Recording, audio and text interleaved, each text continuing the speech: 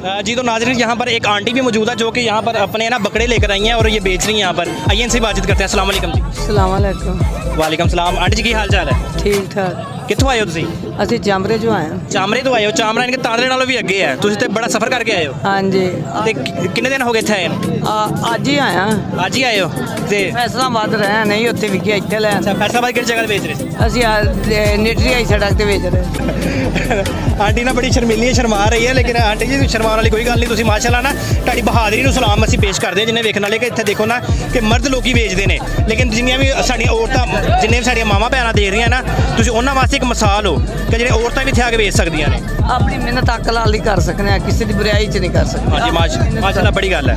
ਇਹ ਆਨਾ ਨਾਲ ਜੋੜ ਕੇ ਅੱਲਾ ਦੇ ਕਰ ਗਈ, ਉਮਰਾ ਕਰਕੇ ਆਈਆਂ। ਰੁਪਈਆ ਇਹਨਾਂ 'ਚ ਜੋੜਿਆ ਤੇ ਅੱਲਾ ਦੇ ਕਰੂ ਹੋ ਕੇ ਆਏ ਹੋਏ ਹੋ? ਹਾਂਜੀ ਮਾਸ਼ਾਅੱਲਾ ਬੜੀ ਗੱਲ। ਹੁਣ ਫੇਰ ਵੇਚਣਾ ਇਨਸ਼ਾਅੱਲਾ, ਮੁਹਰਮ ਵਿੱਚ ਫੇਰ ਜਾਣਾ। ਮਾਸ਼ਾਅੱਲਾ ਬੜੀ ਗੱਲ। ਮਿਹਨਤ ਅੱਕ